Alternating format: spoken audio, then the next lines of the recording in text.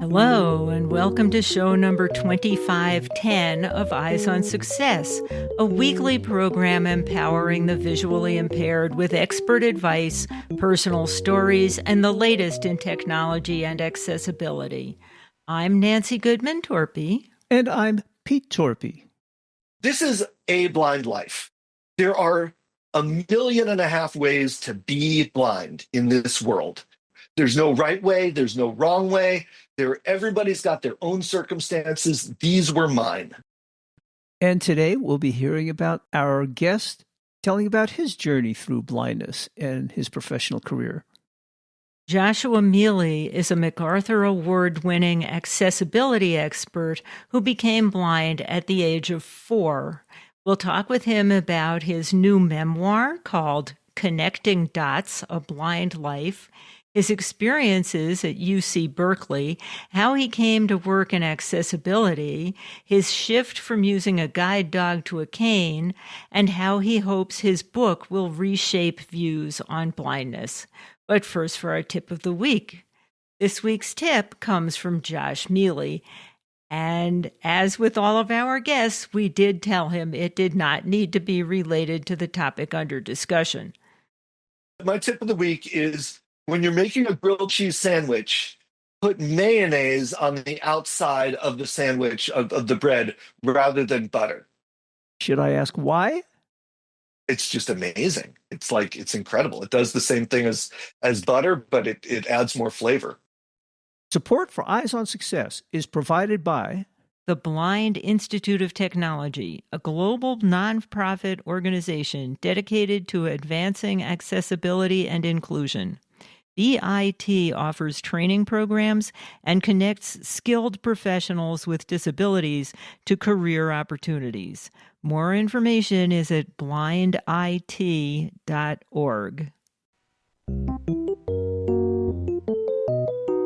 You are listening to Eyes on Success. Success, success, success, success, success. Let's start by meeting Josh.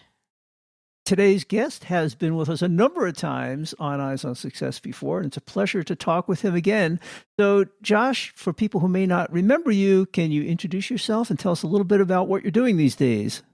Of course. Thanks, Pete. Great to be back here.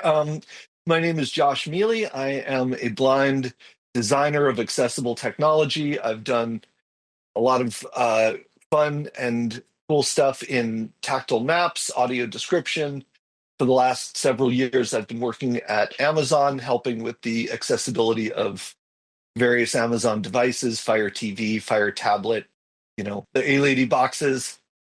And so my work has really covered a lot of different kinds of accessibility. And primarily what I'm about is helping make sure that the technology that we have to use works for us. Because if blind people aren't part of the design and development process, then there's a good chance they're going to get it wrong. And now, in addition to all your great work on accessibility, you've also written a biography called Connecting Dots, A Blind Life. Yeah, I mean, in addition to being, a designer and developer of cool stuff for blind people, now I am an author as well, which is a new hat to wear. I've done plenty of writing in my work, but most of it's been academic writing or commercial writing. A lot of reporters who aren't blind and aren't familiar with disability want to talk about, oh, how did you become blind? Tell me, that must have been so difficult for you. And honestly, I've always tried to be like, no, that's not what we're talking about. We're talking about, video description or tactile maps or whatever. And, let's talk about that, not my childhood. This is different, though. I mean, I've finally realized that it actually, it may help a number of people connect with the idea of accessibility and disability for the first time by bringing them a broader story. The book does talk about how I got burned and how I got blinded, but it doesn't really spend a lot of time on that. It gets it over with in the first chapter or two and moves on to not becoming blind, but being blind and how that played out in my life and how it ultimately led to a decision to become an accessibility professional. Support for Eyes on Success comes from our listeners and corporate sponsors. For more information about airing promotional items on the show, send an email to hosts@eyesonsuccess.net. This week's focus topic is the stories and messages contained in Josh Miele's brand new memoir, Connecting Dots, A Blind Life, which was published the day before this podcast aired. Well, Josh, we've talked with you in the past about a lot of the work you've done in the field of assistive technologies for the blind and how that led to you receiving the MacArthur Award, a really nice honor and a coveted award. But this week, we'd like to talk to you about your book and specifically some of the messages and themes that you talk about in the book. But let's start by reminding people about the name of the book, and then we'll get into some of the details. Yeah, the book is called Connecting Dots, A Blind Life. I wrote it in collaboration with a co-author, the same fellow who wrote that New York Times article. His name is Wendell Jameson. He's a sighted guy. He's a journalist, and he's not particularly steeped in the blindness or disability world, except for this. And so that it was a very interesting experience, I think, for him to do a lot of learning about blindness and disability in the process of not only writing his article 12 years ago, but ultimately in doing this deep dive into blindness and the blind world through connecting dots. Your co-author of the book is a journalist with the New York Times. And in the book, you talk extensively about the decision process of letting him proceed with a proposal he made to write just an article about you for the New York Times, and then ultimately the book. Can you talk a little bit about what some of those thoughts were? Of course, yeah. At the time, I was working at the Smith Kettlewell Eye Research Institute in San Francisco, and I was a scientist there. And this fellow at the New York Times said he wanted to write a piece about me. And I at first, that's really dangerous. While I would love to get publicity for the work I do, again, I don't really want to talk about getting burned and becoming blind. Like, all blind people have a story about becoming blind. I always thought that being blind and the tools we need and how we develop those and the tricks of the trade are much more interesting than any origin story. But it turned out that this guy had grown up in the same neighborhood where I was and remembered all the news coverage from when I did get burned and wanted to write a follow-up story about it. And after a bunch of soul searching and trying to kind of balance the benefits with the potential, embarrassment in front of my community, this is sort of when I started to understand that the work that I had done up to that point had, in a lot of ways, become heavy enough to balance out the intensity of this personal story of mine. I don't want a lot of sympathy. I don't want a lot of commiseration. I'm cool. I don't need that. So I've always tried to minimize it. Anyway, this was back in 2013. I decided that now was the time to sort of experiment with using that story as a tool for bringing accessibility and disability awareness to more people. And the book is a natural extension of that decision to be more ready to tell my story in order to promote the things that I really value, which are the fact that blind people are, we do the things we want to do, and we need technology to do them, and we need that technology to be really good. So we need to be the ones inventing and developing and perfecting it. Not to say that sighted people can't help, but we have to be sort of at the table, in the driver's seat, whatever metaphor you want to choose. And so I think it's been working. I think that, we're making progress, and in part because people like me are willing to talk about how this works in the real world. One of the things I thought was interesting in the book was you described your youth as being, well, you were quite a rambunctious youth, let's just put it that way. You were into drugs and you were a little bit crazy at times, but you were also very bright and intelligent. You did well on tests and all. And you had originally thought that your career would wind up being in some kind of science endeavor, working for some commercial company. I know you worked at NASA for a little bit and considered that. And then eventually you sort of drifted over to work in the field of accessibility, in which you made many major contributions later in your career. And I'm just wondering if you could talk about how you came to make that transition.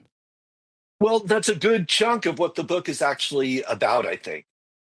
As a kid, I did not want to have anything to do with blindness. I mean, I knew I was blind, but I didn't really want to hang with blind people. I didn't want to connect with blind people or have people think of me as being blind. I mean, we all know this. All the, metaphors about blindness are fairly negative. And I didn't want to be that. I didn't want to be thought of as being a blind person. I just wanted people to think of me as being a person.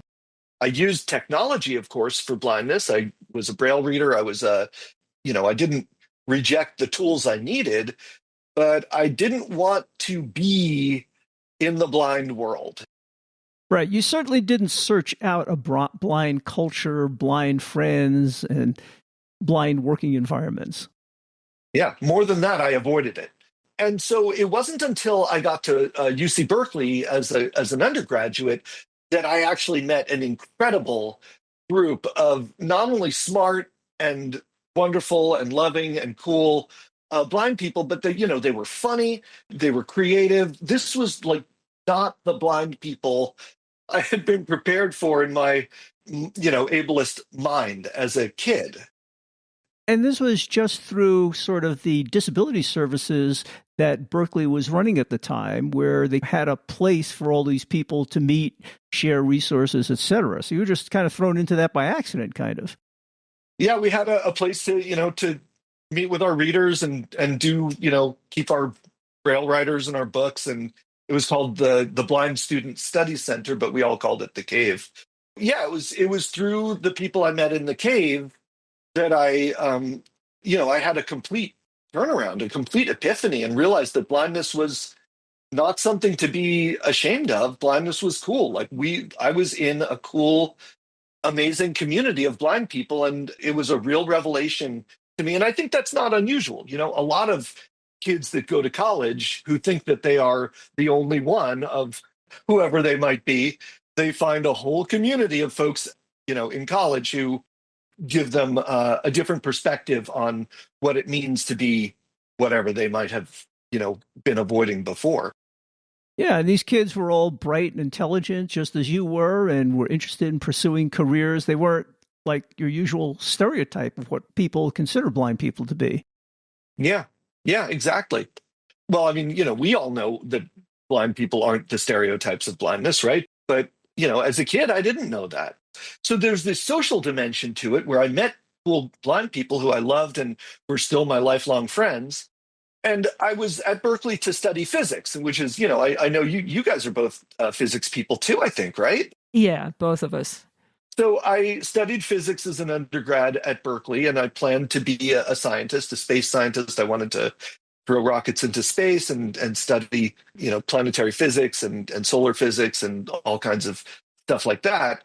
But along the way, while I was an undergrad, I started, I got a part-time job at a computer company, a local computer company in Berkeley called Berkeley Systems, and they were making screen readers for the Mac. It was the first screen reader for the Mac that had existed. It was called Outspoken back in 1989.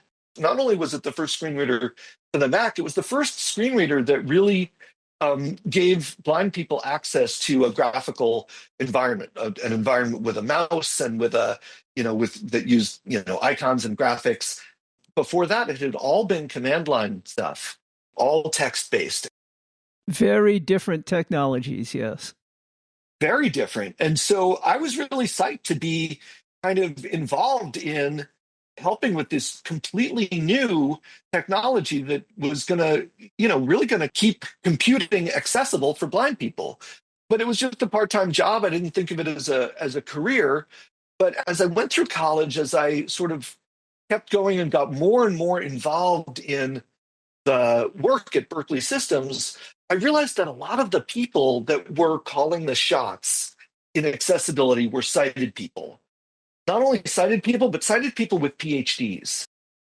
And they think they know all the answers, but they haven't worked through the problems themselves. So you really need people like yourselves with experience day to day with dealing with these issues. Exactly. And it's not to put them down. Like they're all, many of them are amazing people and have done great work. But I wanted to be at the table. I wanted to be one of the people helping to shape the technology that was going to shape the opportunities that blind people would have available to them. So I realized that there were a lot of people in the world that could probably, do cool things in space science and physics, but there probably weren't as many people in the world who were ready to contribute to making sure that blind people had the technology they needed to do all the things they wanted to do. So you found a way of pursuing a career that was both enjoyable and rewarding for you, but also benefited lots of other people. Exactly. I went and got a PhD, just like those sighted guys, and became a researcher in accessibility and disability, and started working on technologies that I thought were interesting and necessary, like tactile maps and video description and STEM accessibility and all of that stuff. And yeah, that's what happened. Well, that's an interesting journey to a career. When I was thinking about the book, and particularly your transition into Berkeley, there were a lot of changes there. Another change that I thought was interesting was blind people are always discussing, should I be able to be totally independent in terms of mobility? Should I use a cane? Should I use a dog? And you came to some interesting realizations there when you saw what you were doing versus what your friends were doing. Can you talk a little about that? Sure, yeah. So being sort of blind naive before I came to college, like I didn't know much about being a blind adult. And I thought that blind people were supposed to get a guide dog before they went to college. So I got a guide dog the summer before I went to college from Seeing Eye in New Jersey. It was cool. I love dogs. By the way, I had been trained on how to use a cane when I was a little kid, but I grew up in the suburbs and didn't really, frankly, need much cane skills because there were no sidewalks or public transportation. There was no where to go. Anywhere you went, you had to be driven somewhere. So I was pretty much with sighted people all the time and would mostly go sighted guide or human guide, I guess is what people like to call it. But mostly, I knew how to use a cane, but didn't, and thought I'll need more independence when I get to college, so I'll get a dog. That's what I did. And when I showed up at college at Berkeley, almost nobody had a dog. They were all cane users. And that was quite a surprise to you, apparently. It was. I was like, wow. And everybody's like, wow, Josh, it's interesting that you have a dog. You don't seem like a dog person, So it was very interesting to me to sort of be a dog user in this environment of cane users.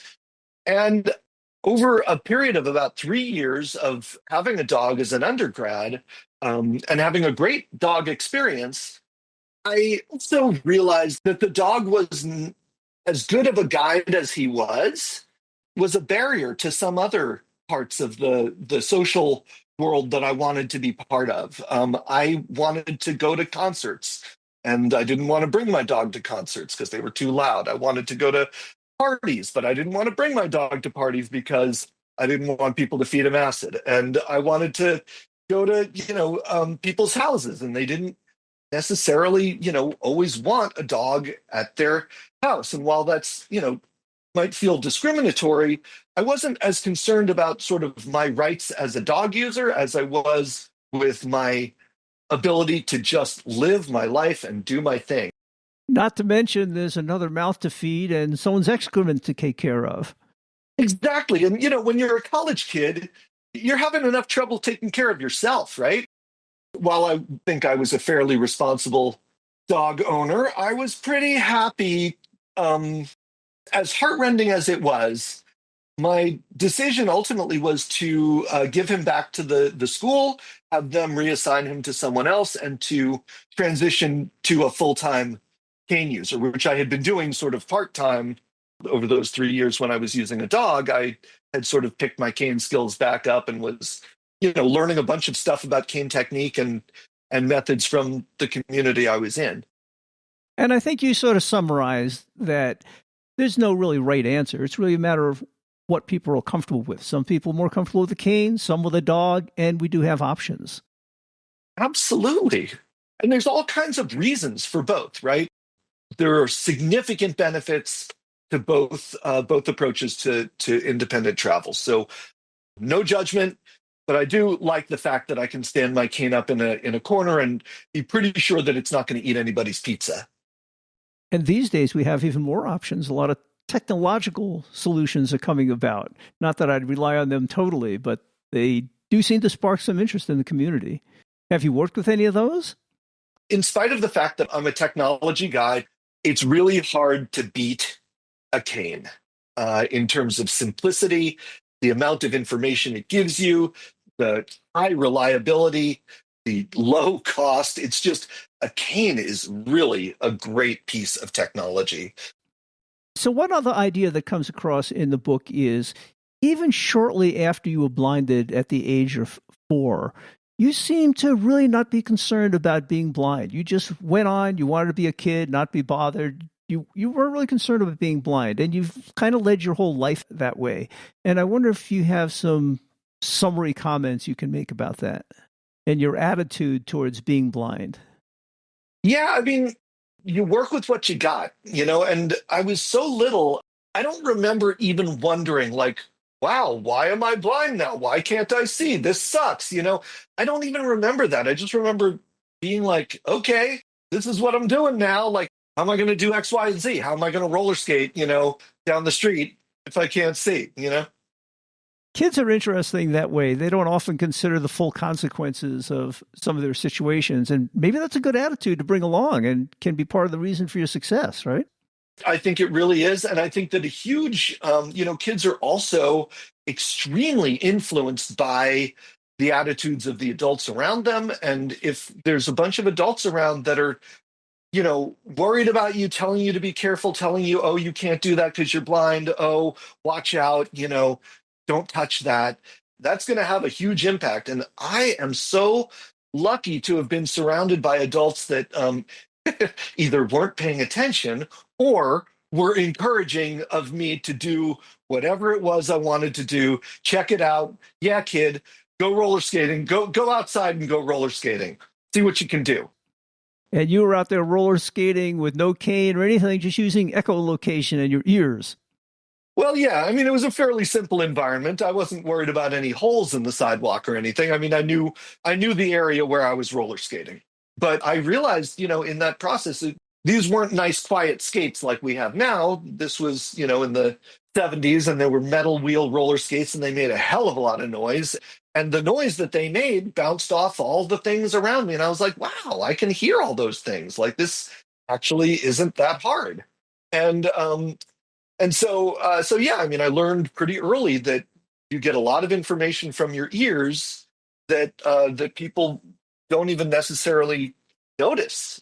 I mean, nobody told me to pay attention to that. I just noticed it, Well, I think yours is a great story of success, and I'm sure it had to be hard to share it with others, but I'm really glad you did, because I think it has some interesting and motivational messages for people at any stage of vision loss or any other kind of disability. Yeah, thanks very much. And I realize, the thing that I want people to notice about this, like, this is a blind life.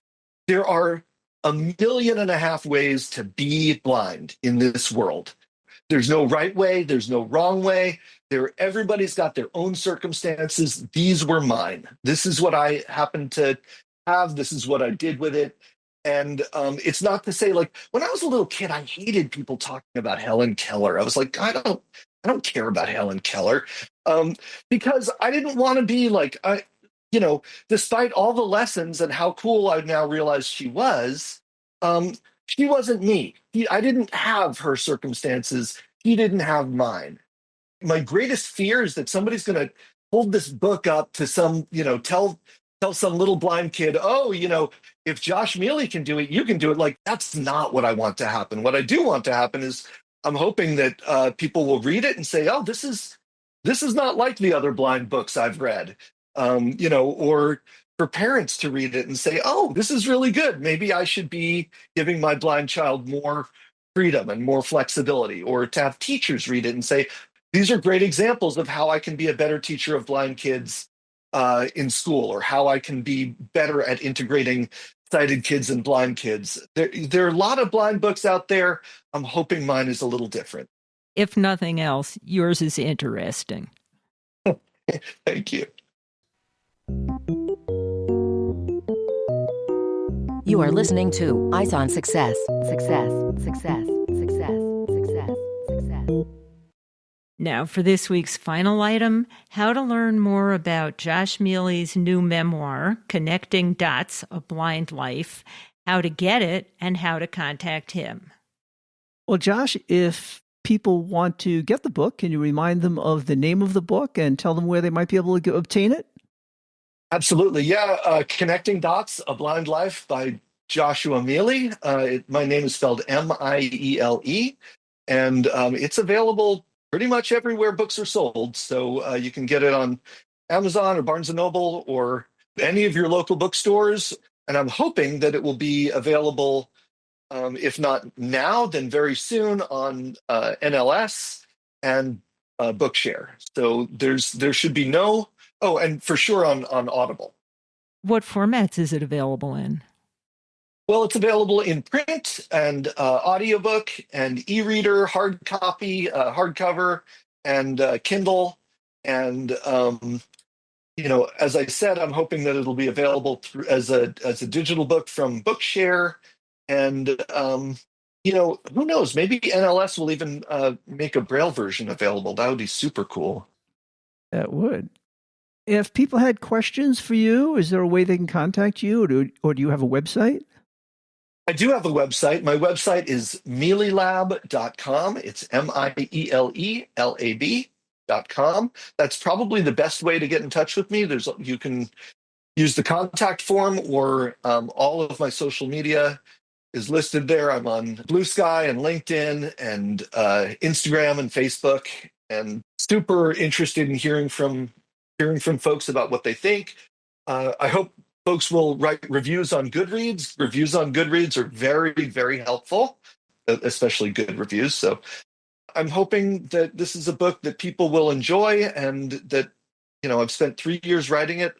I'm pretty pleased with how it came out, but, we'll see what people think. And of course, you can find all of that information in the show notes associated with this episode, which is episode 2510.